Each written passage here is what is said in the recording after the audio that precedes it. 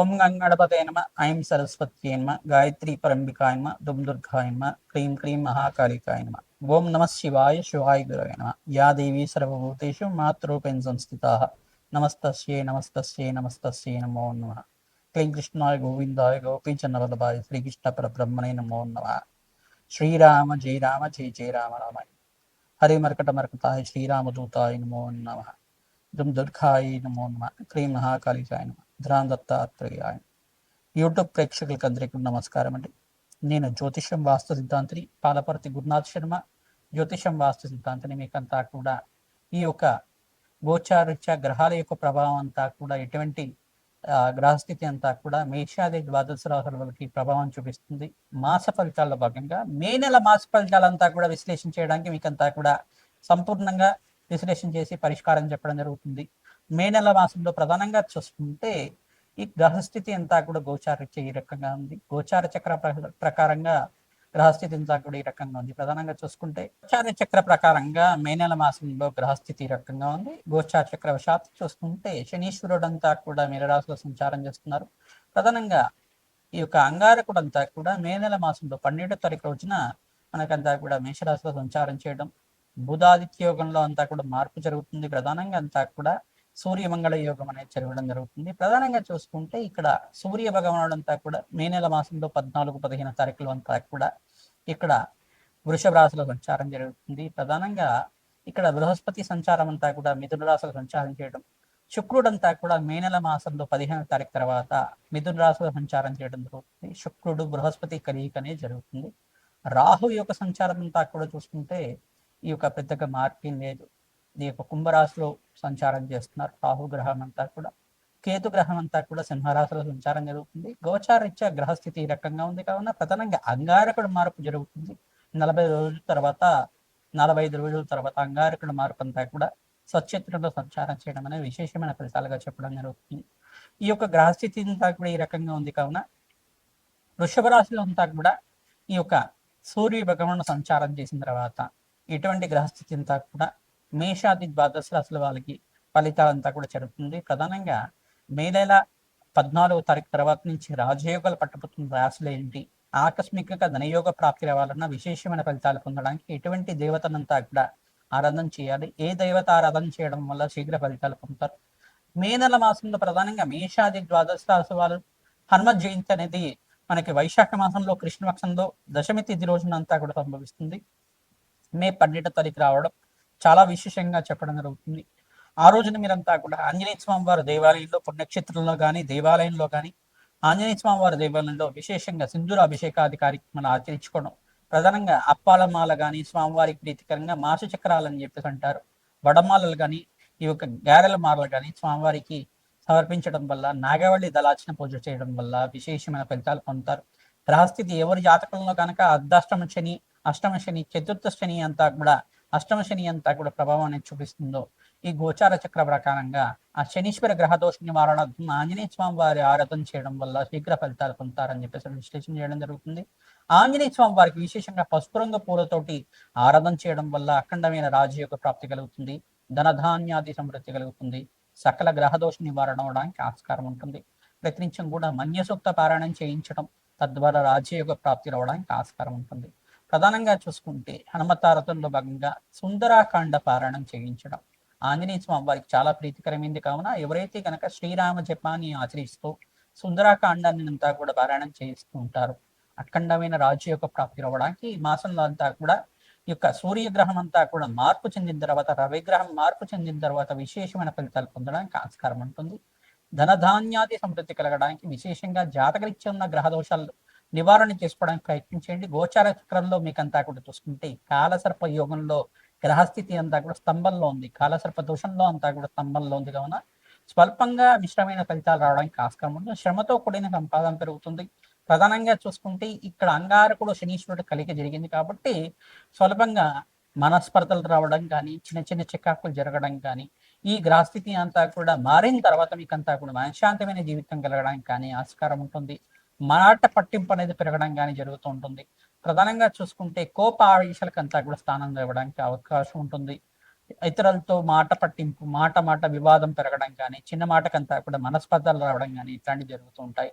దీని నుంచి బయటపడడానికి ప్రయత్నించడం కూడా సుబ్రహ్మణ్య స్వామి వారి ఆరాధన చేయడం, ప్రధానంగా దానిమ్మ పళ్ళని బ్రాహ్మణత్వం దానం చేయడం వల్ల విశేషమైన ఫలితాలు పొందుతారని చెప్పేసి మేషాది ద్వాదశ రాశుల వాళ్ళకి ఈ యొక్క మే నెల మాసంలో ఎటువంటి గ్రహస్థితి అంతా కూడా లభిస్తుంది, ఏ రోజుల్లో ఏ పరిష్కారం ఆచరించాలి, సంపూర్ణంగా విశ్లేషణ చేసుకొని ఏ దానాది కార్యక్రమాలు ఆచరించాలి, ఏ దేవతను అంతా కూడా పూజిస్తే కనుక విశేషమైన పుణ్య ఫలితాలు పొందుతారు.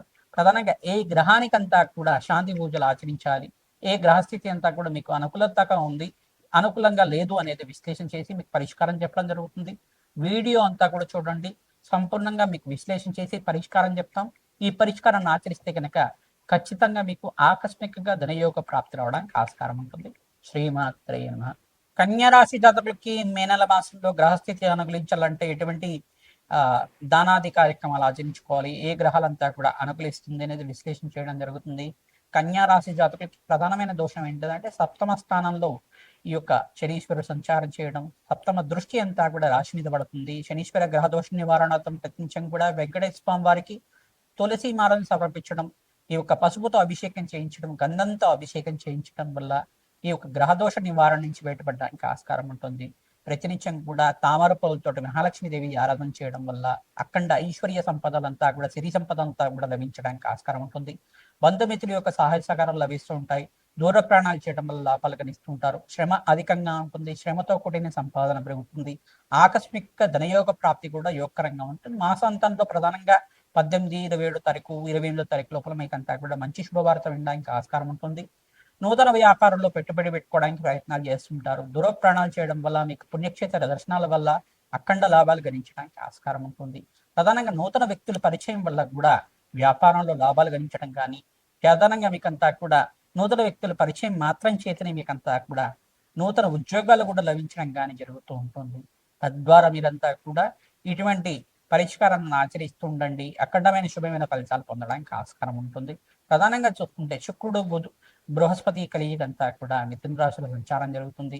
కన్యా రాశి జాతకులంతా కూడా ప్రతినిత్యం కూడా దత్తాత్రేయ ఆరాధన చేసుకోవడం, దత్తాత్రేయ కవచాన్ని పారాయణం చేయించడం వల్ల రాజయోగ ప్రాప్తి కలుగుతుంది. హనుమత్ జయంతి రోజున విశేషంగా మీరంతా కూడా సింధూరాభిషేకాది కార్యక్రమాన్ని ఆచరించుకోవడం, వడమాలను సమర్పించడం, మామిడి పండ్లతోటి, అరటి పండ్లతోటి స్వామివారిని అర్చించడం మాత్రం చేత అఖండ పుణ్య ప్రాప్తి కలుగుతుంది. మన్యసూక్త పారాయణంగా అరటి పండ్లతోటి హోమాది కార్యక్రమాన్ని ఆచరించుకోవడం వల్ల అఖండ రాజయోగ ప్రాప్తి రావడానికి ఆస్కారం ఉంటుంది. హనుమతే శ్రీరామదూతాయ నమః. ఓం హనుమతే శ్రీరామదూతాయ నమః. హనుమతే శ్రీరామదూతాయ నమః నామాన్ని జపాన్ని ఆచరించండి. రాజయోగ ప్రాప్తి రావడానికి ఆస్కారం ఉంటుంది. ఈ యొక్క కనకదార స్తోత్రాన్ని ప్రయత్నించడం కూడా 3 సార్లు కానీ 5 సార్లు కానీ వినడం కానీ చదవడం కానీ చేయండి. మహాలక్ష్మీదేవి చరిత్రని పారాయణం చేయడానికి ప్రయత్నం చేయండి. తద్వారా రాజయోగ ప్రాప్తి రావడానికి ఆస్కారం ఉంటుంది. వ్యాపార స్థలంలో ప్రధానంగా మీకంతా కూడా ధనయోగ ప్రాప్తి కలగాలంటే ఈ యొక్క లక్ష్మీ కుబేర యంత్రాన్నంతా కూడా ఉత్తర దిగ్భాగంలో కానీ, ఈశాన్య దిగ్భాగంలో కానీ, తూర్పు దిగ్భాగంలో కానీ మంత్రించి దాన్ని ప్రాణప్రతిష్ఠ చేసి స్థాపన చేసుకోవడానికి ప్రయత్నం చేయండి. రాజయోగ ప్రాప్తి రావడానికి ఆస్కారం ఉంటుంది. మీ జన్మ జాతకమే ప్రధానమైన జాతకంగా ఉంటుంది, కానీ జాతకరీత్యా ఉన్న దోషాలకి పరిష్కారం చేసుకోవడానికి ప్రయత్నం చేయండి. తద్వారా గోచారిత్య గ్రహస్థితి కూడా మీకు అనుకూలిస్తుంది. రాజయోగ ప్రాప్తి రావడానికి ఆస్కారం ఉంటుంది. ఎటువంటి గ్రహదోషాలు ఉన్నప్పటికీ కూడా తెల్ల గుమ్మడికాయని కూష్మాండ దానం అని చెప్పేసి అంటారు. బ్రాహ్మణత్వం దానం చేసుకోవడం వల్ల అఖండ రాజయోగ ప్రాప్తి కలుగుతుంది. హనుమత్ జయంతి రోజున విశేషంగా ఆంజనేయ స్వామి వారి ప్రీతికరంగా మణిసూక్త పారాయణం చేయించడం, బ్రాహ్మణత్వం అంతా కూడా స్వయంపాక దానం చేయడం వల్ల అఖండ కీర్తి ప్రతిష్టలు పెరుగుతాయి. సంఘంలో గౌరవం పెరుగుతుంది. రాజయోగ ప్రాప్తి రావడానికి ఆస్కారం ఉంటుంది. దేవాలయ ప్రాంగణంలో అన్నదానం చేయడం, గోమాత సేవ చేసుకోవడం వల్ల అఖండ రాజయోగ ప్రాప్తి లభిస్తుంది. హనుమతే శ్రీరామదూతాయ నమః. మేషాది ద్వాదశ రాశుల వాళ్ళకి మే నెల మాసంలో గోచారిత్య గ్రహస్థితి అనుకూలించాలంటే ఎటువంటి పరిష్కారం ఆచరించాలి అనేది విశ్లేషణ చేయడం జరిగింది. ప్రధానంగా మేషాది ద్వాదశ రాశుల వాళ్ళు మీరంతా కూడా ప్రతినిత్యం కూడా హనుమతారాధన చేయడం ఈ మాసంలో చాలా విశేషమైన ఫలితాలు పొందుతారు. ప్రధానంగా హనుమత్ దేవాలయంలో మీరు అన్నదానం చేయడం వల్ల రాజయోగ ప్రాప్తి లభిస్తుంది. ఈ యొక్క ఎండాకాలంలో విశేషంగా భూతదయాన్ని చేయడం జరుగుతుంది. ప్రధానంగా భూతదయ అంటే పక్షులకి ఈ యొక్క ప్రకృతినంతా కూడా సంరక్షించడానికి మీరు పక్షుల్ని ప్రధానంగా గోమాత సేవ చేయడం, పక్షులకంతా కూడా ఆహారం పెట్టడం అనేది చేస్తూ ఉంటాయి కనుక రాజయోగ ప్రాప్తి లభిస్తుంది. పక్షులకంతా కూడా జలాన్ని సమర్పించడం వల్ల పక్షులకి దాహార్తి తీర్చే విధంగా జలాన్ని సమర్పించే విధంగా ఉంటాయి కనుక అఖండ రాజయోగ ప్రాప్తి రావడానికి ఆస్కారం ఉంటుంది. ఎండాకాలంలో విశేషంగా మీరంతా కూడా జలాన్ని సమర్పించండి.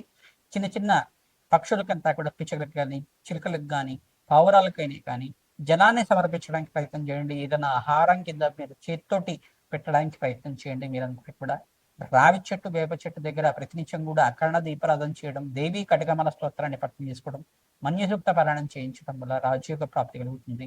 హనుమతారాధనలో భాగంగా సింధూరాభిషేకాది కార్యక్రమాలు చేసుకోవడం వల్ల రాజయోగ ప్రాప్తి లభిస్తుంది. ప్రధానంగా మేషాది ద్వాదశ రాశుల వాళ్ళందరూ కూడా శుక్రుడికి, బుధ భగవానుడికి, అంగారకుడికి, రాహువుకి జపమోహమాది కార్యక్రమం ఆచరించిన వాళ్ళకి ఆర్థికంగా రుణ బాధల నుంచి విముక్తి కలగడానికి ఆస్కారం ఉంటుంది. ధనయోగం సిద్ధించాలన్నా ఈ గ్రహాలే కారణం అవుతాయి. ప్రధానంగా అందరూ కూడా శాంతి పూజలు చేయడానికి ప్రయత్నం చేయండి. అఖండమైన ఐశ్వర్యము, సంపద అంతా కూడా సిద్ధించడానికి మాసంతంలో మంచి శుభవార్త వినడానికి ఆస్కారం ఉంటుంది. హనుమతే శ్రీరామదూతాయ నమః.